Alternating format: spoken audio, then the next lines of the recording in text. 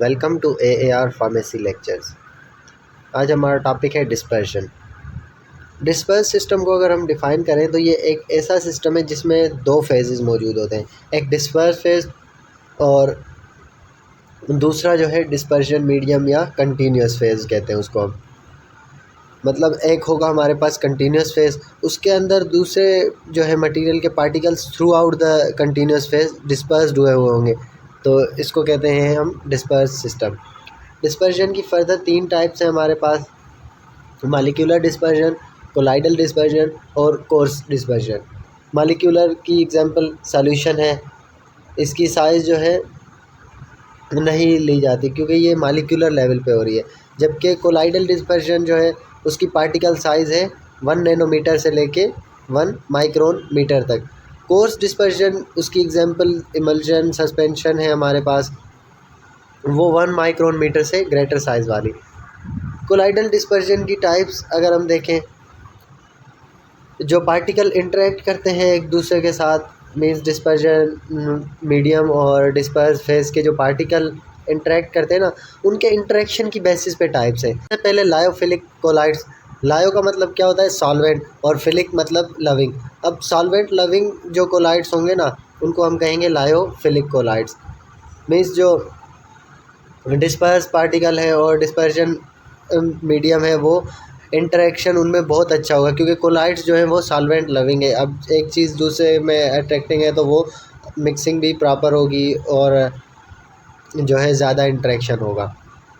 Hydrophilic collides, जब भी हम अगर उसमें डिस्पर्जन मीडियम वाटर रख रहे हैं, मीन्स सॉल्वेंट अगर हमारा वाटर है, तो वो लायोफिलिक की जगह हाइड्रोफिलिक कोलाइड्स कहलाएगा।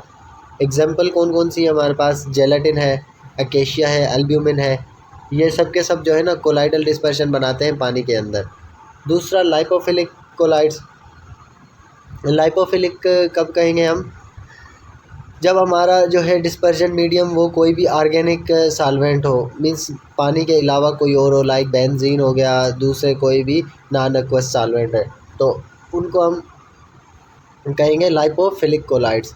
जैसे रबड़ है, पॉलीस्टाइरीन है, ये जो है लाइपोफिलिक कोलाइड्स है। लायोफिलिक कोलाइड जो है ना यूजुअली स्टेबल होते हैं हीट पे, मींस थर्मोडाइनमिकली हीट में अगर चेंजेस आए तो उस पर वो स्टेबल होंगे। और डिस्पर्शन मीडियम की वो जनरली इंक्रीज़ होती है जब जब हम डिस्पर्स फेज ऐड करते हैं। मतलब अगर जैसे जैसे हम कोलाइड्स ऐड करते जा रहे हैं तो डिस्पर्शन मीडियम की विस्कोसिटी इंक्रीज़ हो जाएगी। Second, lyophobic colloids. लायोफोबिक, लायो का मतलब फिर से सॉल्वेंट और फोबिक का मतलब हेटिंग, मतलब सॉल्वेंट हेटिंग कोलाइड्स। इनमें जो है अट्रैक्शन बहुत कम होती है क्योंकि अब हैं ही लायोफोबिक सॉल्वेंट को वो हेट करते हैं, तो जाहिर सी बात है उनकी अट्रैक्शन भी इतनी ख़ास नहीं होगी जो कोलाइड्स और सॉल्वेंट के दरमियान में हो रही है, या जो सिंपली हम कह सकते हैं डिस्पर्जन मीडियम और डिस्पर्स फेज में जो अट्रैक्शन है वो बहुत कम होगी। हाइड्रोफोबिक कोलाइड्स, अगर हमारे पास डिस्पर्जन मीडियम वाटर है तो इसको हम कहेंगे हाइड्रोफोबिक कोलाइड्स। एग्जाम्पल है हमारे पास जैसे कोलाइडल डिस्पर्जन गोल्ड की है, उसके अलावा सिल्वर, सल्फ़र, ये सब अगर वाटर में ऐड करते हैं तो ये कोलाइडल डिस्पर्जन हो जाएगी हमारे पास जो हाइड्रोफोबिक है। डिफ़िकल्ट है इनको बनाना। दूसरा, ये थर्मोडाइनमिकली अनस्टेबल है, मीन्स जैसे ही हीट चेंजेस आएंगे तो वो जो है ख़ुद को चेंज कर लेंगे, थर्मोडाइनमिकली स्टेबल नहीं है।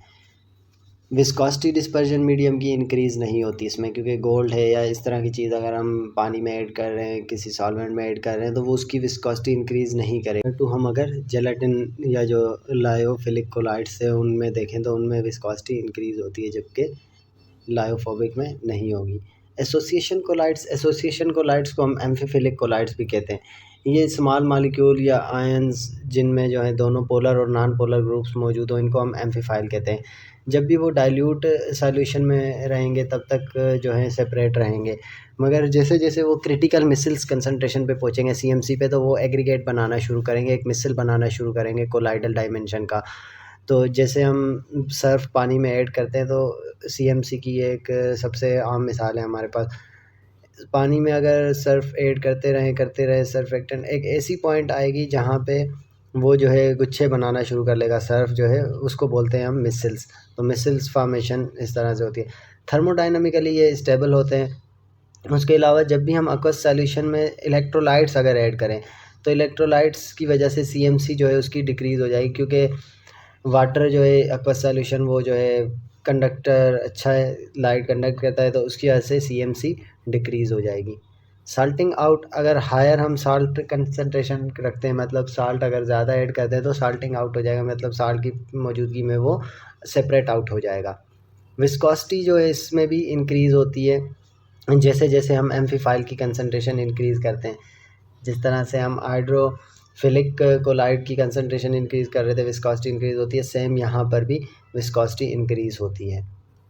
Preparation of colloids, lyophilic colloid, इनकी एफिनिटी जो है ज़्यादा है डिस्पर्शन मीडियम के साथ, इसलिए इनको बनाना बहुत आसान है। ये जो है जैसे ही हम कोलाइडल मटेरियल को प्रॉपर सॉल्वेंट के साथ रखेंगे तो फ़ौरन प्रिपेयर हो जाते हैं, फ़ौरन ये बन जाते हैं।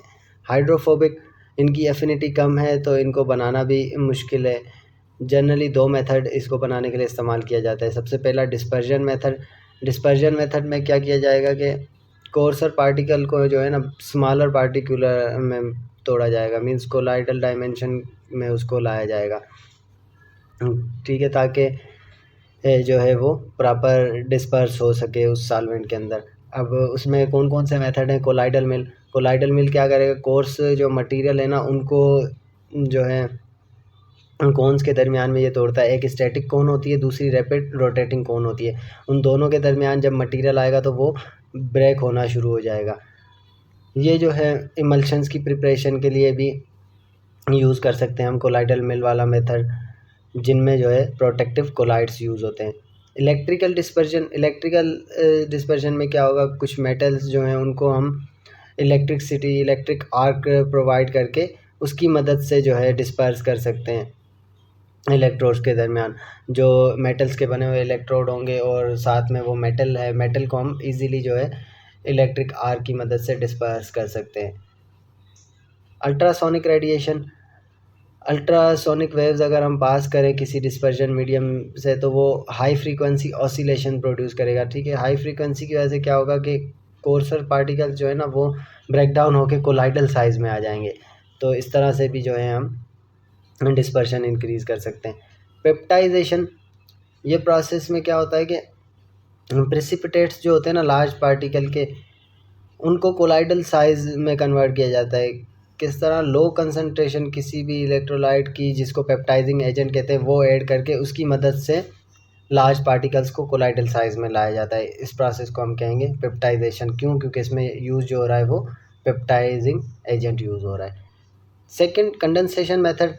पार्टिकल जो कोलाइडल डायमेंशन के होंगे ना वो प्रिपेयर करेंगे एग्रीगेशन के थ्रू। अब ये थे ये छोटे छोटे मालिक्यूलर पार्टिकल, उनको इन्होंने एग्रीगेट बना के बड़ा कोलाइडल डायमेंशन वाला पार्टिकल दिया, तो ये बन गया कंडेंसेशन। पहले वाले में हम ब्रेक कर रहे थे, अब जो है कंडेंसेशन में बना रहे हैं।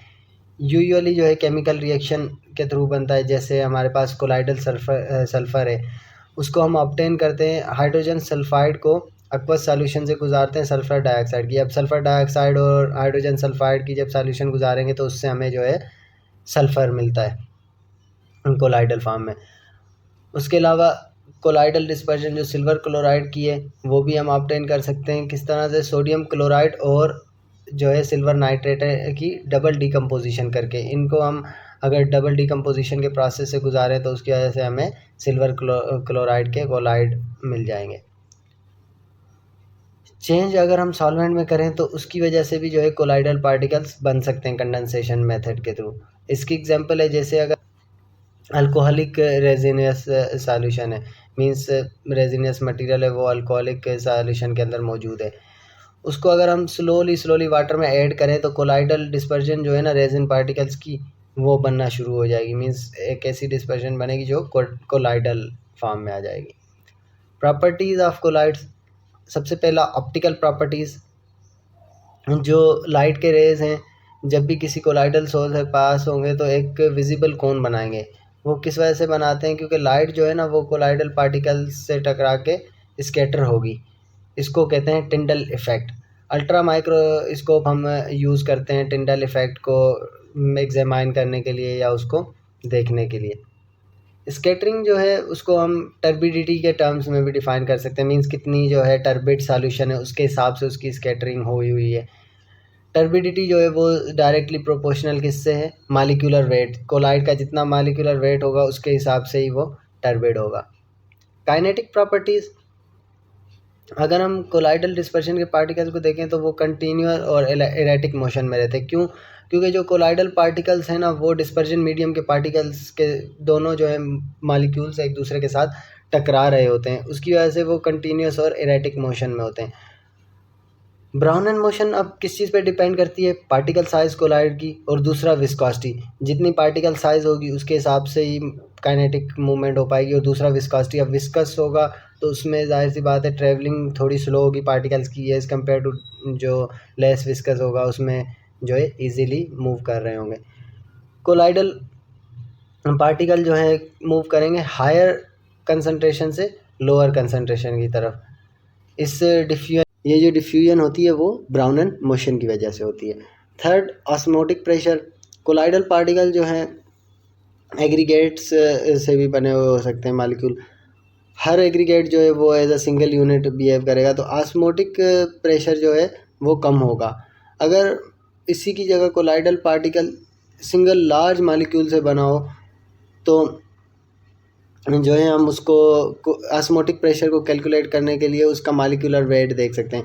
कोलाइडल पार्टिकल का मालिक्यूलर वेट देखेंगे, अब जितना मालिक्यूलर वेट है उसके हिसाब से हम उसका जो है ऑस्मोटिक प्रेशर डिटरमाइन कर सकते हैं। दूसरा, इलेक्ट्रिकल प्रॉपर्टीज़। इलेक्ट्रिकल प्रॉपर्टीज़ में जब भी हम इलेक्ट्रिकल करंट पास करेंगे कोलाइडल डिस्पर्शन से तो पार्टिकल या तो जो है एनोड की तरफ मूव करेंगे या जो है कैथोड की तरफ मूव करेंगे। इसलिए पार्टिकल जो है या नेगेटिवली या पॉजिटिवली चार्ज होते हैं as compare to dispersion medium के। इस प्रोसेस को कहते हैं हम इलेक्ट्रोफोरेसिस। पॉजिटिवली चार्ज कोलाइड्स जो हैं वो उनकी एग्जांपल है मेटल हाइड्रोक्साइड और कैटायनिक डाइज।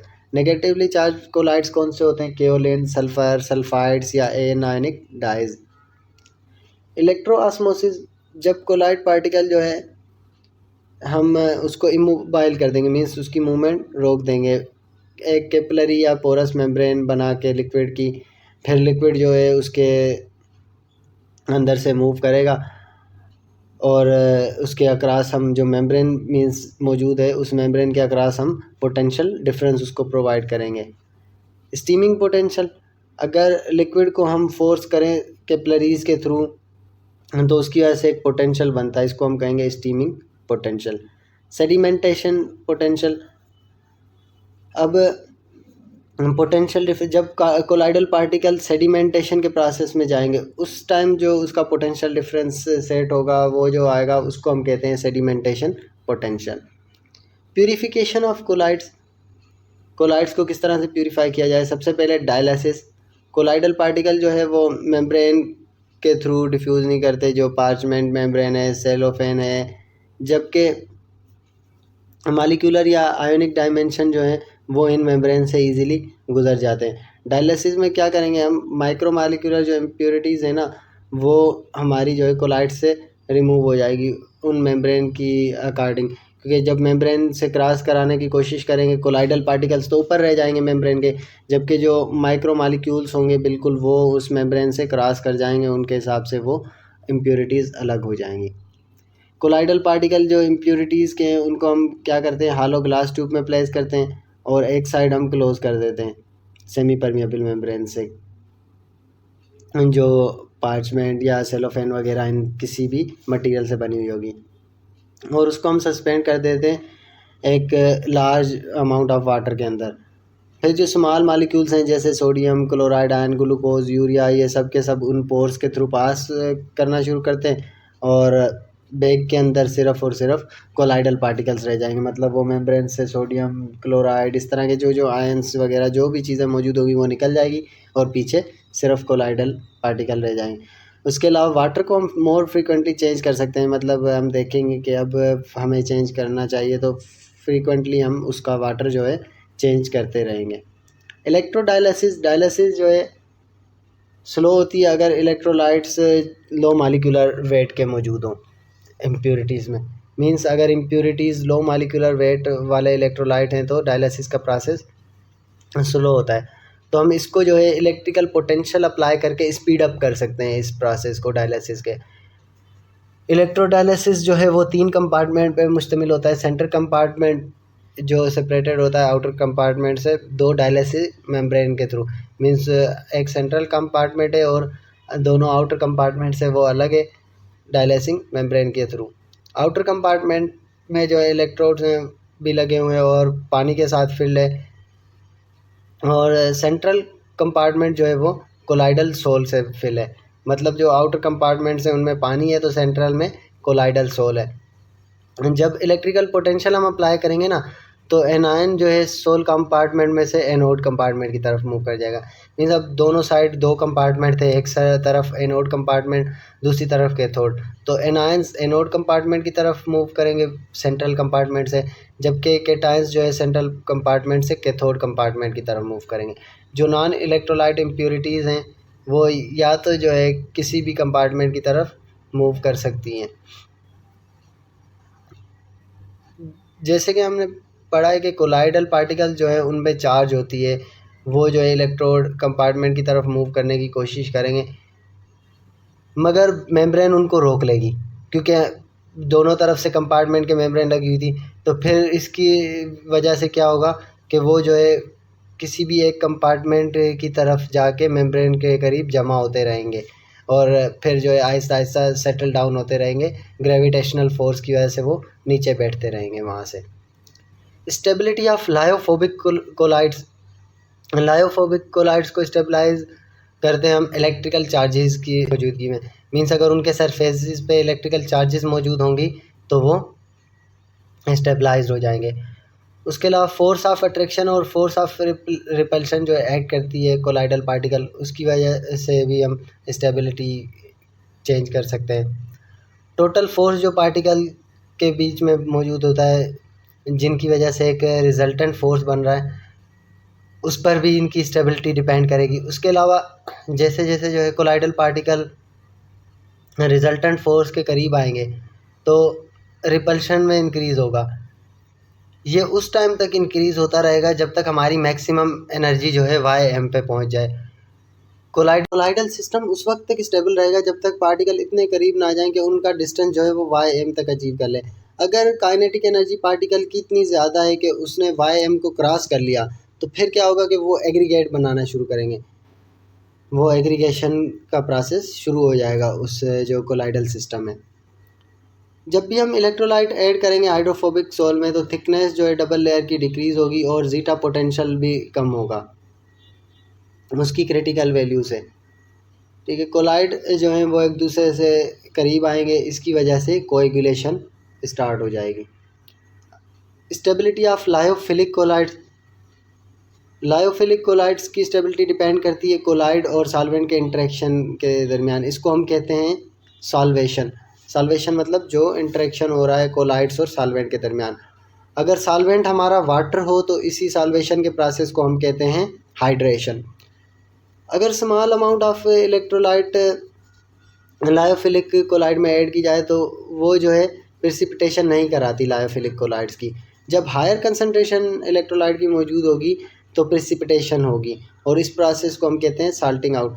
मींस थोड़ी बहुत क्वांटिटी में इलेक्ट्रोलाइट या साल्ट अगर ऐड कर रहे हैं हम तो उसकी वजह से कोई प्रेसिपिटेशन नहीं होगी, कोई साल्टिंग आउट नहीं होगी। जैसे जैसे हम कंसनट्रेशन इंक्रीज़ करेंगे हायर कंसनट्रेशन की वजह से प्रेसिपिटेशन या साल्टिंग आउट हो सकती है। Effect of mixing different colloids. अगर हम डिफरेंट कोलाइड्स को मिक्स करें तो उनका क्या इफ़ेक्ट हो सकता है। पहला, म्यूचुअल प्रेसिपिटेशन। ये कब होगी जब 2 हाइड्रोफोबिक कोलाइड्स जिनकी अपोजिट चार्ज हो पार्टिकल्स की, उनको अगर हम मिक्स करें तो वो अट्रैक्टिव फोर्सेस की वजह से प्रेसिपिटेशन बनाएंगी। दोनों अब डिफरेंट चार्जेस वाले हैं, उनको हमने ऐड किया तो वो प्रेसिपिटेट्स बना लेंगे।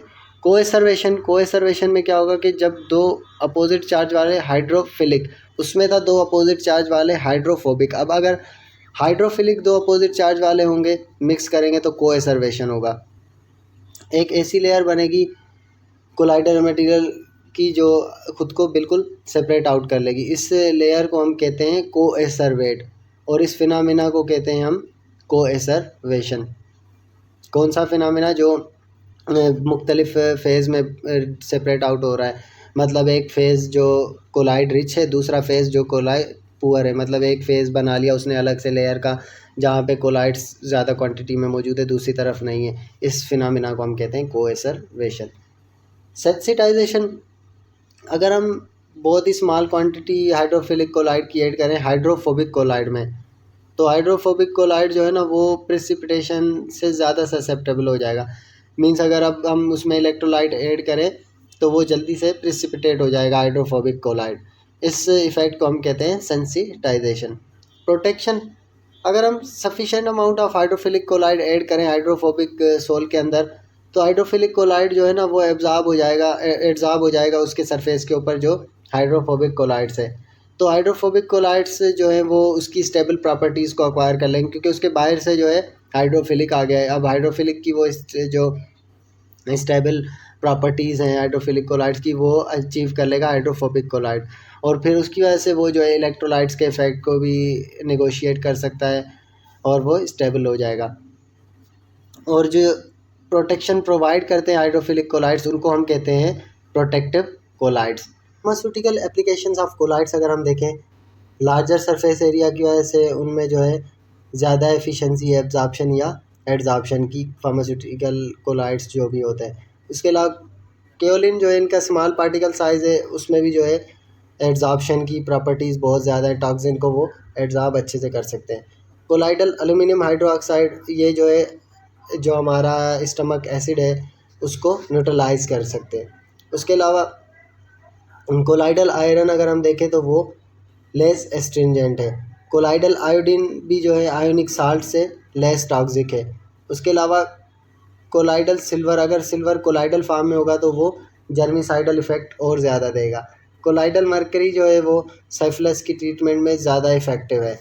उसके अलावा हाइड्रोफिलिक कोलाइड्स, उनको यूज़ किया जाता है एज अ सस्पेंडिंग एजेंट या एज अ प्रोटेक्टिव कैसे, जो हाइड्रोफोबिक कोलाइड्स को प्रोटेक्ट करते हैं। डेक्स्ट्रॉन इंजेक्शन को जो है as a plasma substitute use किया जा सकता है। और उसके अलावा लेंज गोल्ड सोल जो है वो साइफिलिस की डिटेक्शन में यूज़ किया जाता है एज अ डायग्नोस्टिक एजेंट। बहुत शुक्रिया वीडियो लेक्चर को देखने का।